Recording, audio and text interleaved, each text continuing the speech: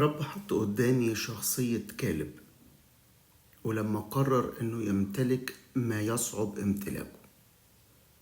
انا مش عارف هل جواك تحدي النهاردة او جواك غيرة انك مش تاخد او تشوف او تستقبل الامور السهلة بس، لكن النهاردة يكون جواك قوة وتحدي انك تملك ما يصعب امتلاكه.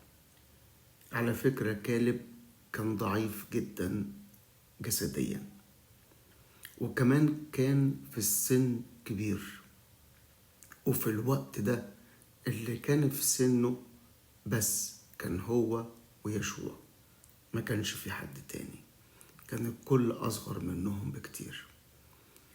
عايز أقولك النهاردة وأصلي وأشجعك، خد قرارات قوية لامتلاكات عظيمة حتى لو الأمور حصينة جدا.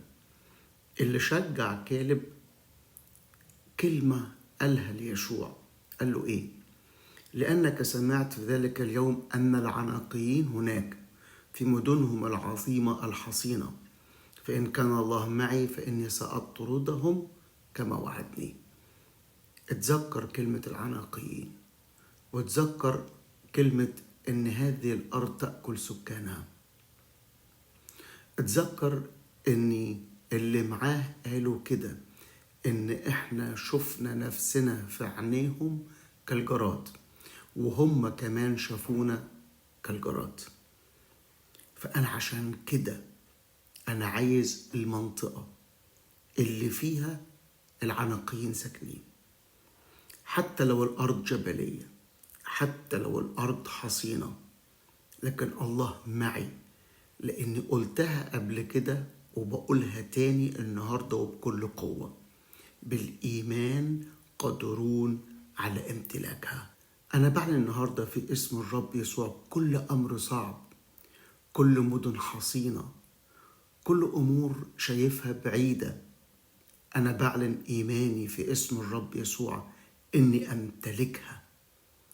كلمات الإيمان اللي بسمعها واللي بقولها، أنا باخد قرار النهاردة إني أعيشها وأستقبل واقع تاني وأقول كده: الله معي، فأستطيع أن أطرد كل ما ملكه أو كل ما استوطن فيه العدو، وكل ما وضع إيده عليه يطرد ويرجع إلى الوراء في اسم الرب يسوع.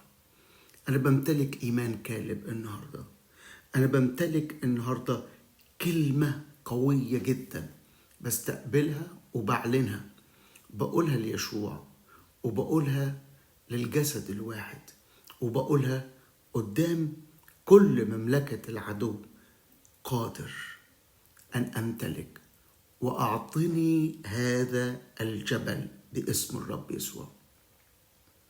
مفيش تنازلات الوقت اللي جاي، ولا العيش على الكفاف، لكن أؤمن أن الوقت اللي جاي هو فيه امتلاكات قوية جدا.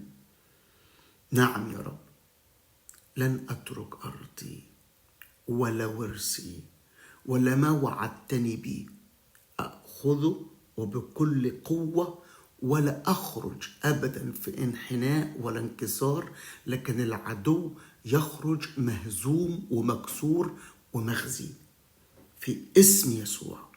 هاليلويا، آمين.